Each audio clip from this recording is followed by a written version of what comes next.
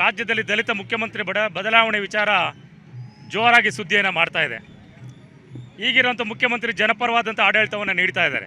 ಅವರ ಬದಲಾವಣೆ ಮಾಡಿ ಅಂತ ನಾವು ಏನು ಒತ್ತಾಯ ಮಾಡ್ತಾ ಇಲ್ಲ.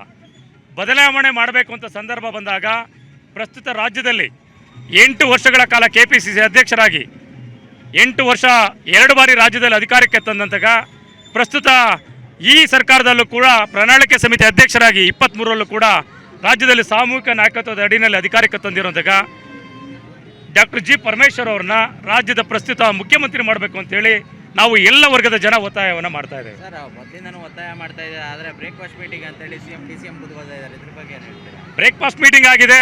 ಹೈಕಮಾಂಡ್ನವರು ಯಾವುದೇ ಗೊಂದಲಕ್ಕೆ ಅವಕಾಶ ಕೊಡಬಾರ್ದು ಅಂತೇಳಿ ಮುಖ್ಯಮಂತ್ರಿಗಳು ಉಪಮುಖ್ಯಮಂತ್ರಿಗಳು ಒಂದಾಗಿರಬೇಕು ಅಂತೇಳಿ ಒಂದು ಸಂದೇಶವನ್ನು ಕೊಟ್ಟಿದ್ದಾರೆ.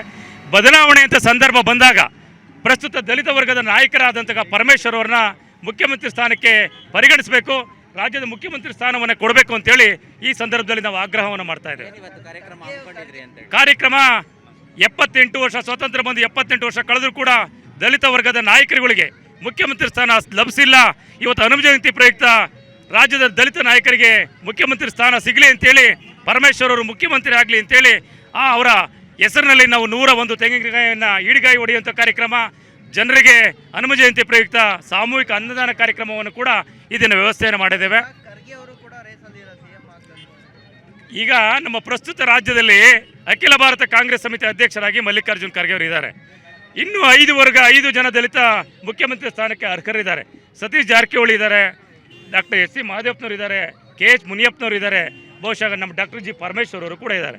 ಪರಮೇಶ್ವರ್ ಅವ್ರನ್ನ ಯಾಕೆ ಪರಿಗಣಿಸಬೇಕು ಅಂತ ಹೇಳಿದ್ರೆ ಸಂಪೂರ್ಣವಾಗಿ 8 ವರ್ಷಗಳ ಕಾಲ ಸುದೀರ್ಘವಾಗಿ ರಾಜ್ಯದಲ್ಲಿ KPCC ಅಧ್ಯಕ್ಷರಾಗಿ ಯಾರೂ ಕೂಡ ದಾಖಲೆಯನ್ನು ಮುರಿಲಿಕ್ಕಾಗಿಲ್ಲ. ಅವರ ನಾಯಕತ್ವದಲ್ಲಿ 2 ಬಾರಿ ಅಧ್ಯಕ್ಷರು, 2 ಬಾರಿ ನಾಯಕತ್ವದಲ್ಲಿ ರಾಜ್ಯದಲ್ಲಿ ಅಧಿಕಾರಕ್ಕೆ ಬಂದಿದೆ ಪಕ್ಷ. ಈಗೂ ಕೂಡ ಅವರು ಪ್ರಣಾಳಿಕೆ ಸಮಿತಿ ಅಧ್ಯಕ್ಷರಾಗಿ 5 ಗ್ಯಾರಂಟಿ ಯೋಜನೆಗಳನ್ನು ಕೊಟ್ಟಂಥ ಸಂದರ್ಭದಲ್ಲಿ ನಮ್ಮದು ಪ್ರಚಂಡ ಬಹುಮತ ಬಂದಿದೆ. ಅವರ ನಾಯಕತ್ವವನ್ನು 7 ಕೋಟಿ ಜನ ಮೆಚ್ಚಿದ್ದಾರೆ.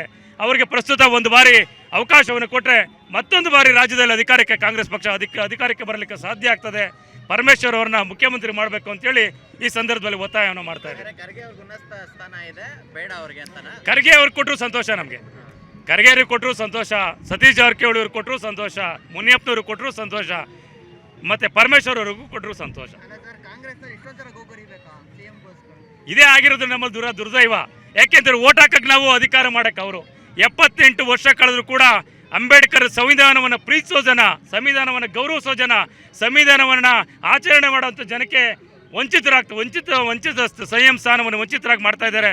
ಮುಂದೊಂದು ದಿನ ಈ ಸ್ಥಾನ ನಮ್ಮ ವರ್ಗಕ್ಕೆ ಸಿಗಲಿಲ್ಲ ಅಂದರೆ ಬಹುಶಃ ಇನ್ನೊಂದು 10 ವರ್ಷ ಇವರು ವನವಾಸವನ್ನು ಅನುಭವಿಸಬೇಕಾಗ್ತದೆ. ಪರೋಕ್ಷವಾಗಿ ಎಚ್ಚರಿಕೆಯನ್ನು ಕೂಡ ಕೊಡ್ತಾ ಇದ್ದೀವಿ. ಪ್ರಸ್ತುತ ಕಾಂಗ್ರೆಸ್ ಪಕ್ಷದಲ್ಲಿ ಮಾತ್ರ ದಲಿತ ಮುಖ್ಯಮಂತ್ರಿಯನ್ನು ಮಾಡಲಿಕ್ಕೆ ಸಾಧ್ಯ. ಈ ವರ್ಗ ಬೇರೆ ಯಾವುದೇ ಪಕ್ಷದಲ್ಲಿ ಸ್ಥಾನವನ್ನು ಕೊಡಲಿಕ್ಕೆ ಸಾಧ್ಯ ಇಲ್ಲ. ಬೇರೆ ಪಕ್ಷಗಳ ಪರಿಸ್ಥಿತಿನ ನೀವು ನೋಡಿದ್ದೀರಾ, ಜನತಾದಳ ಪರಿಸ್ಥಿತಿ ನೋಡಿದ್ದೀರಾ, BJP ಪರಿಸ್ಥಿತಿನೇ ನೋಡಿದ್ದೀರಾ. ಅವರು ಯಾವ ವರ್ಗಕ್ಕೆ ಈ ಬಾರಿ ಸಿಗುವಂಥ ಸಂಪೂರ್ಣವಾದಂಥ ವಿಶ್ವಾಸ ಇದೆ, ಸಿಕ್ಕೇ ಸಿಗುತ್ತೆ. Doctor G. ಪರಮೇಶ್ವರ್ ರಾಜ್ಯದ ಮುಖ್ಯಮಂತ್ರಿ ಆಗೇ ಆಗ್ತಾರೆ ಅನ್ನೋದು ಸಂಪೂರ್ಣವಾದಂಥ ನಮಗೆ ನಂಬಿಕೆ ಇದೆ. ಸಿಗಲಿಲ್ಲ ಅಂತಂದರೆ ಯಾರೇ ಮುಖ್ಯಮಂತ್ರಿ ಆದರೂ ಕೂಡ ನಾವು ವಿಧಾನಸೌಧಕ್ಕೆ ಮುತ್ತಿಗೆ ಹಾಕುವಂತಂದ್ರೆ ನಾವು ರಾಜ್ಯದಲ್ಲಿ ಸಂಘಟನೆ ಮಾಡ್ತಾ ಇದ್ದೇವೆ. ವಿಧಾನಸೌಧಕ್ಕೆ ಮುತ್ತಿಗೆ ಹಾಕುವಂಥ ಕಾರ್ಯಕ್ರಮವನ್ನು ನಾವು ಮಾಡ್ತೇವೆ.